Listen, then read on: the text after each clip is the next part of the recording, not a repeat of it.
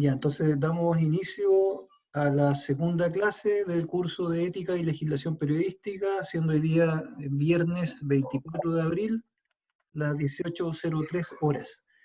Entonces, la idea es que en la clase de hoy vamos a tener dos actividades. La primera actividad va a consistir en una explicación que les voy a hacer yo respecto de la existencia de dos recursos que protegen las garantías constitucionales, ¿ya? Esto en el marco de cultura general que vamos a ir adquiriendo estos días, ¿ya? Porque la idea es que vamos a comenzar a partir ya de la próxima semana, día jueves, con lo que es la materia que está en el programa. Esto que yo les voy a pasar ahora, igual lo tenía contemplado dentro del programa, pero vamos a verlo hoy día para tener un acercamiento a lo que son los derechos que establece nuestra Constitución actual. Entonces, para aquello yo les voy a dar una charla que hace 3 años yo con un colega de la Corte de Apelaciones hemos estado dando a lo largo de la región. Ya esto nació primero como un proyecto de poder acercar a la gente la forma de proteger sus derechos establecidos en la Constitución, porque como les decía yo, el artículo 19 de la Constitución establece un listado de aproximadamente casi 30 derechos que protege este código a cada uno de los ciudadanos. Pero además de estos derechos, la Constitución en su artículo 20-21 establece cómo poder yo proteger esos derechos que me asegura la Constitución. Y de esto estamos hablando del recurso de protección y recurso de amparo, que como les comenté ayer, no requiere tener abogado para poder presentarlo, por lo tanto es un recurso gratuito, ya es un recurso realizado popularmente, ya para que utilice la gente sin tener conocimientos jurídicos. Entonces es muy importante de que toda la ciudadanía conozca que tiene estos derechos primeramente y luego que tiene las herramientas para poder protegerlos. Y yo trabajando en la Corte de Apelaciones me di cuenta que mucha gente no tenía idea de esto, ¿ya? De hecho, la mayoría de gente no tiene idea de esto. Y con un colega se nos ocurrió elaborar un proyecto de enseñar en qué consisten y nos aprobaron el proyecto y comenzamos a recorrer primero la ciudad en cuanto a las juntas vecinales, fuimos a todas las juntas vecinales que había, luego fuimos a todos los campamentos también, tratamos de llegar a la mayor cantidad de gente posible para explicarle cómo protegerse en caso de alguna vulneración a sus derechos. Y una vulneración a sus derechos puede ser tanto por una persona como por una empresa o una institución pública, el gobierno. Entonces son herramientas que son bastante importantes que se conozcan. Luego, el año pasado recorrimos distintas comunas de la región. Ya fuimos a Tocopilla, Taltal, María Elena, Mejillones. Entonces, ustedes como futuros periodistas es muy importante que también tengan conocimiento de esto. Entonces, por aquí voy a hacer una explicación en qué consiste cada uno de estos recursos. Voy a compartir pantalla con el PowerPoint que tengo acá.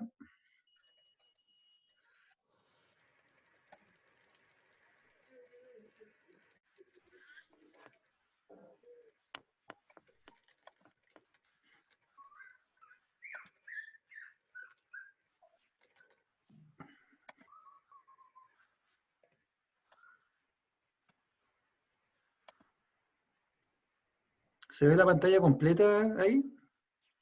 Sí. Sí. Sí. Entonces, como les digo, vamos a hablar de los recursos de protección y recursos de amparo. Ya, vamos a comenzar primero viendo la parte práctica. Ya vamos a ver ejemplos que se han dado respecto de recursos de protección. Entonces vamos a ver el primer ejemplo. La Corte de Apelaciones de Valdivia acoge un recurso de protección interpuesto en contra de un jardín infantil y sala cuna porque habían en ese lugar episodios de fugas de gas, ¿ya? Y habían tenido que evacuar en varias oportunidades a los menores que se encontraban ahí. Entonces, ¿cómo se da esta situación? Una madre de los menores tiene conocimiento de que en el jardín infantil, donde tiene a sus hijos, hay fugas de gas. Y la institución solamente lo que hace es que cuando ocurre esto, los saca del lugar y luego los vuelve a ingresar cuando el olor ya disminuye, sin hacer nada más que eso. Entonces, la persona, la madre que tiene conocimiento de esto, bueno, primero lo que hace es va a reclamar en contra del jardín infantil, como no obtiene ninguna solución, se va derechamente a reclamar ante tribunales. Y en este caso, ella piensa en interponer este recurso de protección, porque se está afectando acá el derecho a la vida, a la integridad física de sus hijos. Entonces, en virtud de ese derecho, va a la Corte de Apelaciones e interpone este recurso para proteger no solamente a sus hijos, sino que además a todos los niños que están en el jardín infantil.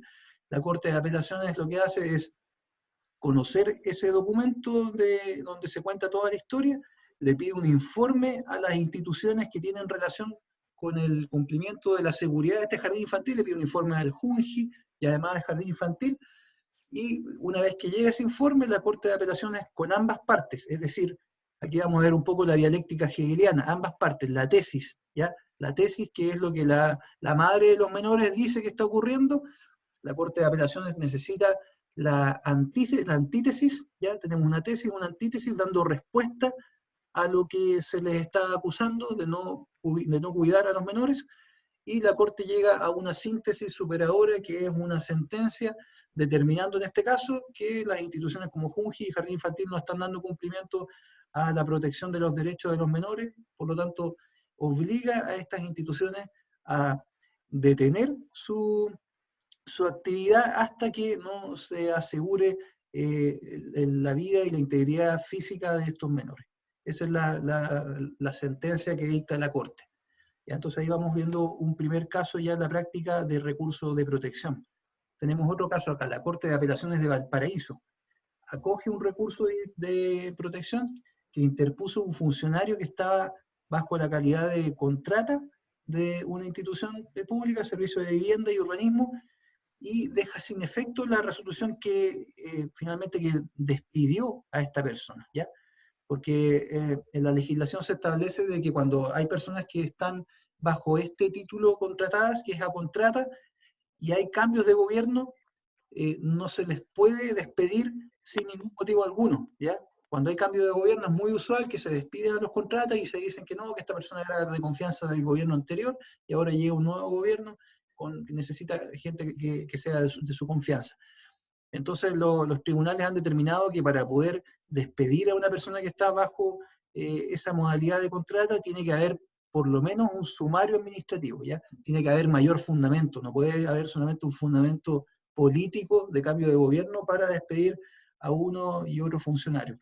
Entonces, en este caso, la Corte de Apelaciones también conoce de la misma forma, le llevan el recurso, los ministros conocen el recurso, le piden informe a la institución que está vulnerando los derechos de esta persona, y con ambas partes dicta luego una sentencia, que lo más probable que en ese caso lo que hizo fue ordenar la reincorporación del funcionario al servicio, ¿ya? A medida si es que le surgen consultas, dudas, me interrumpen, no hay ningún problema, ¿ya? Vamos a ver acá otro caso, la Corte de Apelaciones de San Miguel, ¿ya? Vamos a ir viendo que cada región tiene su Corte de Apelaciones que rige y es jerárquicamente superior a todos los demás tribunales, ¿ya? Con excepción de Santiago, que está la Corte de Apelaciones de San Miguel y la de Santiago, ¿ya? En la región metropolitana están esas dos cortes, atendida la cantidad de gente, la densidad de la región en particular, pero todas las demás regiones tienen solamente una corte, ¿ya? Entonces, por ejemplo, la Corte de Apelaciones de Antofagasta es la superior jerárquica de todos los tribunales que hay en Antofagasta, de todos los tribunales que hay en Mejillones, que hay en Tocopilla, que hay en Taltal, ¿ya? Entonces viene siendo como el superior jerárquico. De esa forma se establece la estructura del Poder Judicial. En cada región están los tribunales de primera instancia, que son los que están abajo en la pirámide. ¿Por qué primera instancia? Porque es la primera instancia donde yo interpongo la demanda o la acción judicial.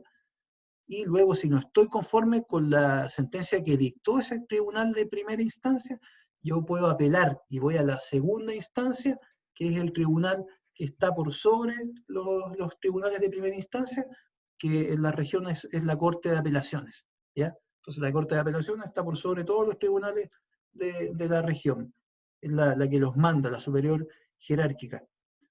Y a nivel nacional ocurre lo mismo, ¿ya? El superior jerárquico de todas las Cortes de Apelaciones y por ende de todos los tribunales de primera instancia viene siendo la Corte Suprema, ya que está en Santiago. Entonces acá vamos a ver otro caso de un recurso de protección que ordena a un establecimiento educacional iniciar un procedimiento que sancione a un alumno que habría agredido sexualmente a un estudiante, ¿ya? Entonces acá, en este caso, lo que ocurrió es que efectivamente hubo una agresión sexual de uno a otro estudiante, el colegio no tomó mayores medidas sancionatorias, en su reglamento interno no contemplaba ninguna reprimenda en contra de una actitud de este tipo. Por lo tanto, ante la nula respuesta de ese establecimiento educacional en particular, la persona afectada, en este caso el niño agredido sexualmente con sus padres, va a la Corte de Apelaciones, presenta el recurso de protección y la Corte de Apelaciones termina determinando que tiene que iniciar un procedimiento, un sumario administrativo que sancione al otro alumno y además le ordena actualizar el reglamento del colegio, que no contemplaba ninguna medida en estos casos. A ver, me salté una... Profe, Sí, dígame. entonces los recursos de protección serían como medidas extraoficiales a los protocolos que ya tiene una institución, una persona, una empresa. Sí, podría ser. Lo que pasa es que todas las instituciones, empresas públicas ya, o empresas privadas, deben tener ciertas normativas que protejan a la gente, porque protejan a sus funcionarios, que protejan a los estudiantes, deben de tener esas normativas, y si no las tienen o no las aplican, claro, ¿a quién voy a recurrir yo? Tengo que recurrir a los tribunales de justicia. Entonces, claro, viene siendo como una medida de subsidio, ¿ya? Si la institución no protege mis derechos que están establecidos por ley en la Constitución, en el artículo 19, voy a tener que ir a los tribunales, en este caso la Corte de Apelaciones, a pedir que los proteja en subsidio de la empresa que no está haciendo nada por mí. Entonces, claro, viene siendo, pero no Ya. se podría decir que es extraoficial, sí. Profe, ¿Sí? Ya. hola, por acá estaba una consulta. ¿El recurso de protección va final cuando ya está realizada la investigación y hay una sentencia dictada, cierto? Y es muy distinto a una medida cautelar cuando se está haciendo una investigación, ¿o no? Sí, lo que pasa es que el recurso de protección puede también ir antes de que la institución inicie algún procedimiento interno, podría ir antes, no necesariamente tiene que haber concluido ya un procedimiento interno, o sea, por si en este caso el colegio inició un sumario administrativo y está corriendo, yo de todas formas puedo además ir a la Corte de Apelaciones a darle más peso a mi reclamo. Entonces puede ir a la par. Y este recurso de protección, si bien es cierto, no es una medida cautelar, tiene algunas similitudes, ¿ya? Porque la medida cautelar lo que busca es justamente cautelar mis derechos, y este recurso de protección busca proteger mis derechos. Entonces, no es lo mismo, pero tienen ciertas similitudes. El fondo es lo mismo, pero las formas son distintos, ¿ya? Tienen procedimientos distintos, se aplican ante eventos distintos, ¿ya? Por ejemplo, una medida cautelar de no acercamiento del imputado a la víctima, esto estamos viendo un proceso penal, ¿ya? Un recurso de protección por un hecho similar también va a generar una obligación de que la persona no se acerque a la víctima, pero no va a ser dentro de un proceso penal. Entonces, hay algunas formas de protegerme que tengo yo que las puedo realizar en un proceso penal o las puedo realizar mediante un recurso de protección en la Corte de Apelaciones. Son como distintas herramientas, pero que buscan cosas distintas, porque yo una medida cautelar en un procedimiento penal, yo finalmente lo que estoy buscando es una sanción penal de esa persona, y esa sanción penal puede ser multa o particularmente lo que busca una sanción penal es la privación de libertad de la persona. Entonces, en sede penal, uno lo que busca cuando hace una acusación es que hay una privación de libertad de la persona por haber cometido un delito. En la Corte de Apelaciones, cuando yo genero un recurso de protección, no estoy buscando que la priven de libertad a esa persona, tampoco estoy buscando que me pague, ¿ya? Porque si yo busco una indemnización de perjuicios, tengo que hacerlo en otro tribunal, que es un tribunal civil. Entonces vamos viendo que cada tribunal tiene motivos distintos. En este caso, el recurso de protección en la Corte de Apelaciones va a buscar principalmente que se me proteja mi derecho vulnerado. Ese es el motivo.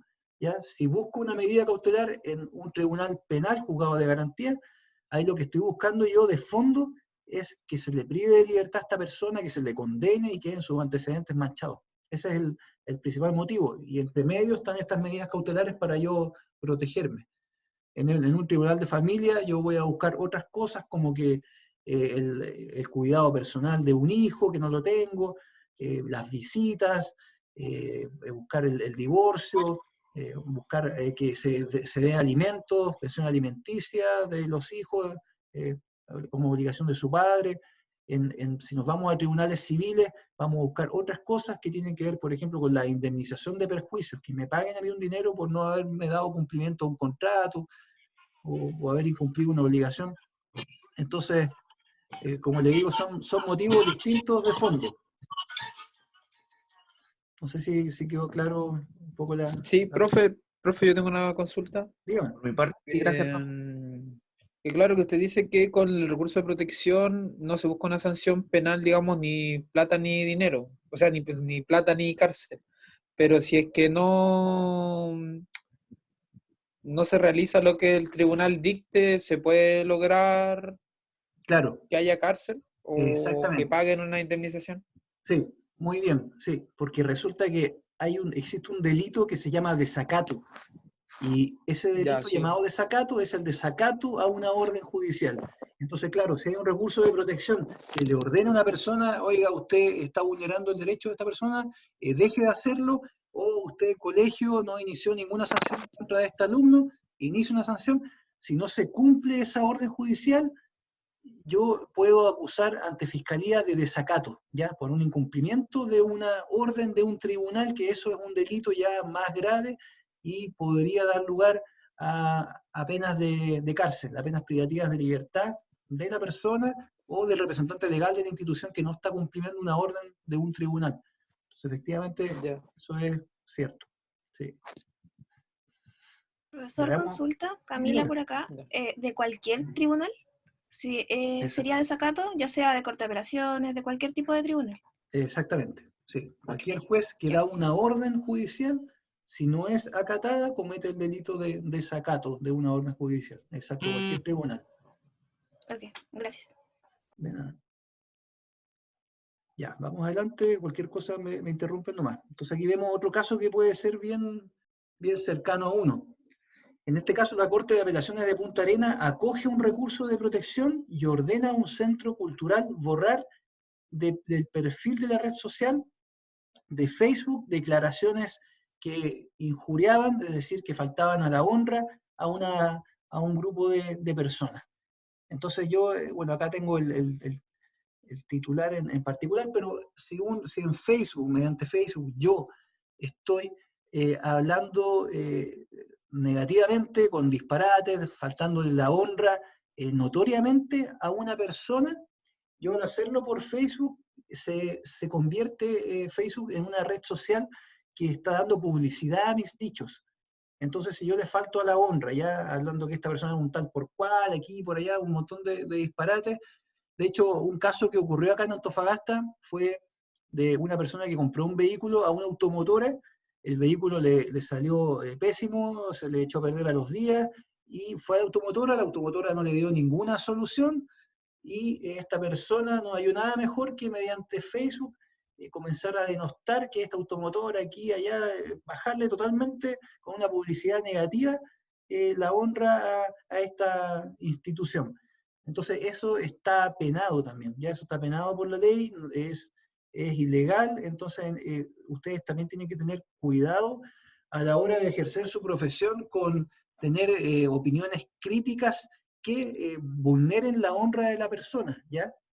Ahí hay un leve límite, una leve línea que ustedes como periodista crítico musical o cultural van a tener que tener mucho cuidado. Ya ustedes pueden pronunciarse respecto de la labor profesional de ciertas personas, pero van a tener que tener mucho cuidado con decir que una persona es aquí y allá en cuanto a su intimidad o en cuanto a su forma de ser, ¿ya? Porque la honra es un concepto muy, muy amplio. Ya ustedes van a buscar o encontrar definiciones en distintos diccionarios, pero más o menos todos entendemos a qué se refiere con la honra. ¿Ya? Si a mí ustedes publican algo en Facebook de que el profesor Fernando Flores es un estúpido, porque ya hay un montón de epítetos ahí calificativos, negativos hacia mi persona, que me están dejando mal a mí ante la sociedad, yo podría perfectamente ir a la Corte de Apelaciones e interponer un recurso de protección para proteger el derecho de mi honra, ¿ya? Entonces, en este caso también da lugar a recursos de protección, y acá en la Corte de Antofagasta se han visto muchos casos, y casos incluso de pelea entre vecinos que publican cosas. Entonces ya vamos viendo que Facebook es una red social que podría incurrir uno en una actitud de este tipo que se convierte en ilegal. Ahora, claro, si ustedes lo hacen mediante un medio de comunicación como la radio, un periódico o la televisión, ya hay mayor publicidad. Entonces, claramente ahí se incurre con mayor facilidad ante un delito. Luego hay discusiones respecto de si WhatsApp, un grupo de WhatsApp o no, podría caer también en esta conducta. ¿Ya? Ahí hay que ir viendo, porque finalmente estas leyes que se han hecho respecto de la honra no contemplaban la existencia de redes sociales. Entonces, si yo tengo un grupo de 100 personas en Facebook, en WhatsApp, y comienzo a enviarle a todos, al conocimiento de todos, denostando a una persona, también podría yo decir que se está faltando a mi honra mediante un medio de publicidad, que en este caso vendría siendo Facebook, o sea, WhatsApp, a pesar de que no es un medio de comunicación tan amplio, pero si ya tenemos una cantidad más o menos de participantes del grupo, yo lo que estoy haciendo es publicitar la falta de honra que yo le atribuyo a una persona. Entonces hay que tener mucho cuidado con eso, porque han llegado causas a la Corte ordenándole a la persona que publicó de que elimine aquella publicación. Y lo han tenido que hacer bajo la sanción de incurrir en un delito ya de desacato. Entonces, eso es importante, ¿ya? Vamos a ver otro caso. Vamos a ver el caso de la Corte de Apelaciones de Santiago, que acoge un recurso de protección y ordena a un hospital, a FONASA y al Ministerio de Salud otorgar cobertura a pacientes que requieren medicamentos de alto costo. ¿Ya? Estos son casos que se han repetido varias veces. Ya cuando hay una persona que está en FONASA, o incluso cuando está en una ISAPRE, y por alguna enfermedad catastrófica que ha tenido, una enfermedad terminal, necesita de un medicamento que es muy costoso, lo compra y luego quiere reembolsar ante el Fondo Nacional de Salud o ante una institución de salud previsional, y ninguna de estas instituciones le quiere reembolsar aquel dinero gastado, yo puedo ir ante una Corte de Apelaciones e interponer el recurso de protección. ¿Ya? Acá en Antofagasta se dio el caso de un caballero que tenía cáncer y necesitaba comprar un medicamento que costaba como 15 millones de pesos. No tenía el dinero. Él estaba en ISAPRE, pagaba un plan cerca de 100.000 pesos todos los meses. Entonces, él le estaba pidiendo al ISAPRE que le ayudara a cubrir por lo menos una parte de ese medicamento. La ISAPRE se negaba. Finalmente la persona vino a la Corte de Apelaciones e interpuso el recurso de protección por el derecho a la vida, ¿ya? Porque si esta persona no se tomaba el medicamento, la vida, el tiempo de vida que le quedaba iba a ser bastante menor que si podía contar con este medicamento. La ISAPRE no estuvo de acuerdo nunca, porque dijo que no se contemplaba este medicamento dentro de sus planes. Finalmente la Corte de Apelaciones toma la determinación de que la ISAPRE tiene que costearle por lo menos un 50% del medicamento. Entonces ahí vemos ya algunas acciones que benefician a las personas que no tienen los recursos para poder optar a medicamentos tan caros. Profe, Sí, dígame. las enfermedades que podrían ser contempladas bajo la protección, sobre el recurso de protección, ¿están definidas o se analiza cada caso? No, el recurso de protección te va a proteger derechos que están definidos, y los vamos a ir después a ver cada uno de ellos. Pero no, cuando ya nos metemos a temas de derecho a la vida, en este caso, por alguna enfermedad, no está contemplado cuáles son las enfermedades. Lo que sí existe el plan Auge en FONASA y que tiene el mismo nombre, o sea, el mismo plan en ISAPRE se llama GES, ya de Garantías Explícitas de Salud. Esos planes contemplan la protección de ciertas enfermedades que están ahí Sí, categorizadas, ¿ya? sí. Pero en caso de que alguna de esas enfermedades no esté categorizada y una persona está en FONASA o en alguna ISAPRE, la Corte de Apelaciones, a veces sin que la ley lo contemple, puede tomar determinaciones mediante lo que se llama el principio de equidad, ¿ya? Entonces, si la ley, aunque no nada diga, y la Corte de Apelaciones ve que esta persona lleva años cotizando, está en una situación deplorable de riesgo en cuanto a su vida, y ve que la ISAPRE no tiene fundamentos muy de peso para negarle un medicamento, la Corte, aunque la ley no lo diga, va a fallar a favor de la persona, ¿ya? Porque, como te digo, si de repente la ley no contempla algunas cosas, los tribunales pueden, a falta de ley, aplicar otros principios, como la equidad, ¿ya? Ya, sí, entiendo. Ya luego vemos acá otro caso de la Corte de Apelaciones de Santiago, que también acoge un recurso de protección y le ordena a la ISAPRE Nueva Más Vida que debe otorgar cobertura adicional respecto de algunas enfermedades catastróficas, en este caso a una afiliada que padecía cáncer en la médula ósea. Entonces, porque hay que tener en consideración que el derecho a la vida en nuestro país tiene una protección bastante amplia. Entonces, en estos casos, los tribunales generalmente toman determinaciones que van a favor de la persona que está viendo su vida ya a punto de expirar. Entonces, hay decisiones bastante humanitarias en estos casos. Acá hay un caso igual bastante usual. En un condominio, por atraso de los pagos de los gastos comunes, a una persona, a una familia, le aplican multas y suspensiones de los servicios básicos de luz y agua. Entonces, si bien es cierto, la ley de copropiedad inmobiliaria da formas de cómo sancionar a los propietarios o dentro de un condominio o de un edificio.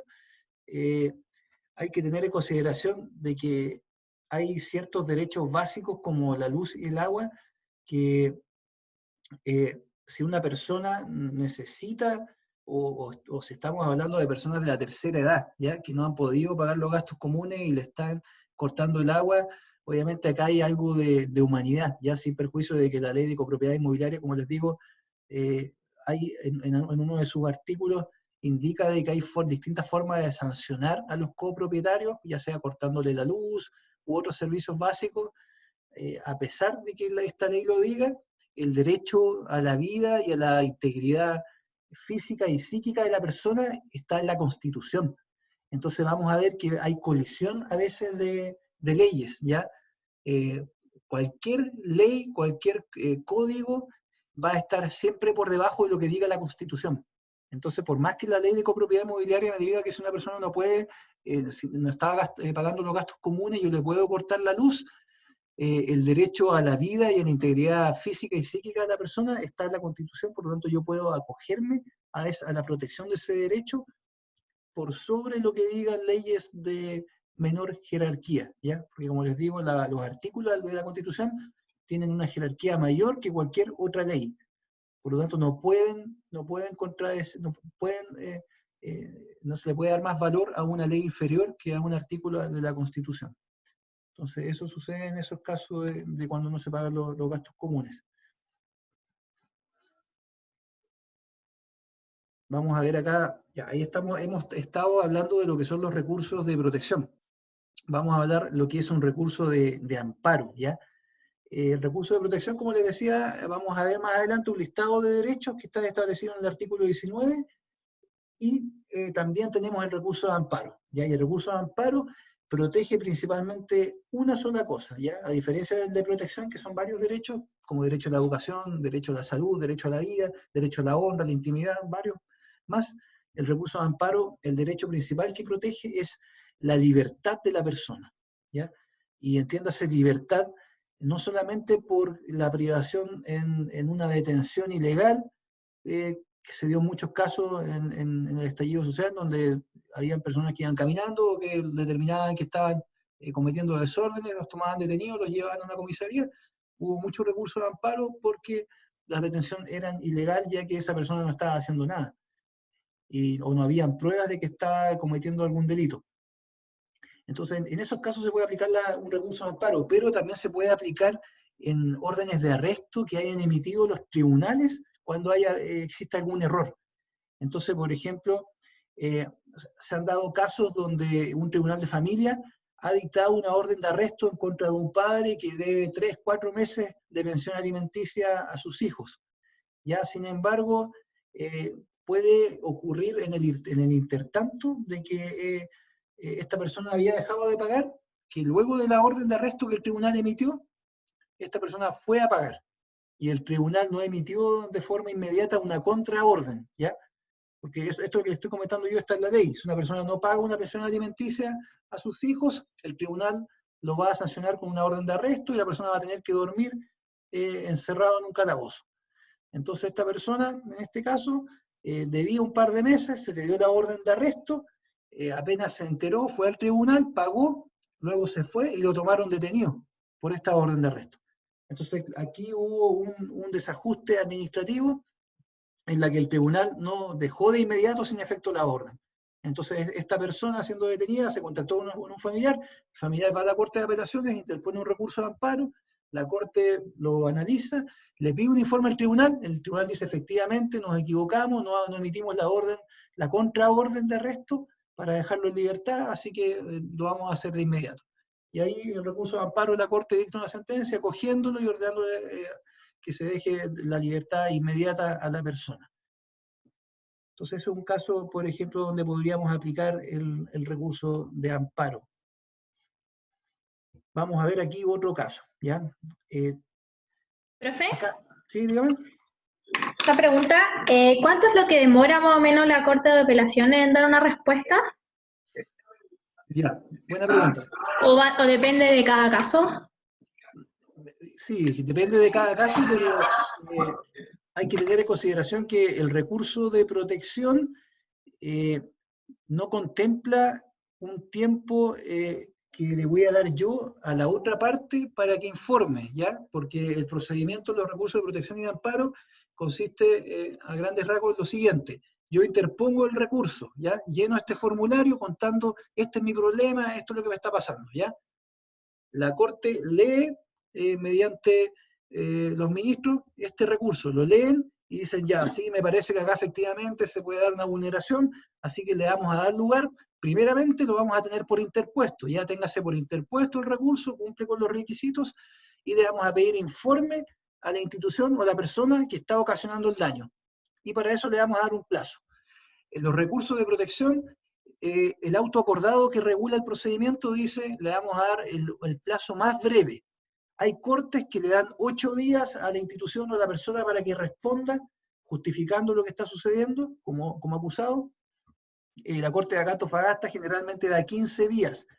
Cuando son casos de vida o muerte, cuando hay un derecho a la vida, cosas más complicadas, puede rebajar hasta 5 días, va a depender, ¿ya? En los recursos de protección no hay un plazo que la ley lo diga. Entonces, finalmente son los tribunales de cada corte que va a determinar cuándo es el plazo. Sin perjuicio, un recurso de protección debería estar resuelto en un mes aproximadamente. La diferencia con el recurso de amparo es que el recurso de amparo sí dice cuánto es el plazo para que el acusado conteste, ¿ya? Y dice que son 24 horas. Entonces, si yo interpongo un recurso de amparo en contra de Carabineros porque tomó detenido a mi hermano ilegalmente, la Corte toma el recurso, lo lee, y dicen, sí, efectivamente puede haber algo acá complicado, téngase por interpuesto el recurso de amparo, pídase informe a Carabineros de Chile, de la tercera comisaría, por ejemplo, para que dentro del plazo de 24 horas dé cuenta de lo que está sucediendo. Entonces, interponemos el recurso un día lunes, el día martes ya hay una resolución, y por lo tanto el día miércoles ya debería estar llegando el informe de Carabineros.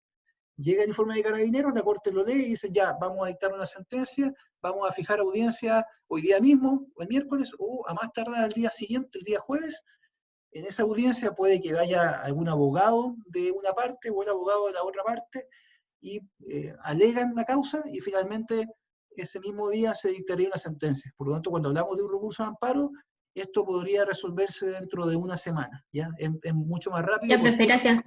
Y es más rápido porque estamos hablando de un recurso que protege el derecho de la libertad de una persona. Ya. El sistema me dice que queda 1 minuto, ya, por lo tanto vamos a ingresar a la segunda sesión. Ustedes tienen el segundo link, ¿cierto? Sí. Ya, Sí. perfecto. Entonces voy a detener esta